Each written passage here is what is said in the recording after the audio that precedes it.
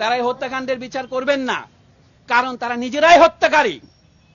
তো আপনি হত্যাকারীর কাছে কি করে হত্যাকার চাইবেন? যারা নিজেরা রাজাকার তারা অপরকে বলে রাজাকার।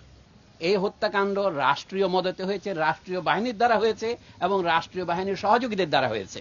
দেশের সিভিল সার্ভিস থেকে শুরু করে সমস্ত সরকারি চাকরিতে সকলের বৈধভাবে প্রতিযোগিতা করার অধিকার থাকবে কি থাকবে না, সেই প্রশ্নটা অরাজনৈতিক প্রশ্ন নয়, এটা একটা রাজনৈতিক প্রশ্ন। কিন্তু রাজনৈতিক প্রশ্নের রাজনৈতিক সমাধানের দিকে না গিয়ে দেশের সরকার প্রথমে সেইটাকে এক পাশে ঠেলে দিতে চেয়েছে, উপেক্ষা করতে চেয়েছে, পরে যে দমন নীতি অবলম্বন করেছে নিজেদের পেটোয়া বাহিনী দিয়ে, সেটা থেকেই এই হত্যাকাণ্ডের শুরু।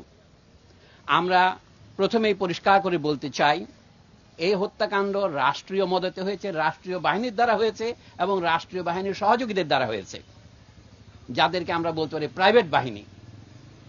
এর বিশ্বাসযোগ্য তদন্তের জন্য অবশ্যই বর্তমান পরিস্থিতিতে আন্তর্জাতিক তদন্ত দরকার। আমরা আমাদের নিহত, আহত, গুম হওয়া এবং নির্যাতিত জাতীয় জনগণের পক্ষ থেকে সেই দাবিকে অকুণ্ঠ সমর্থন জানাই। দ্বিতীয়ত, এখনো হত্যাকাণ্ডকে অস্বীকার করার জন্য একটা উদাহরণ দেই আপনাদের।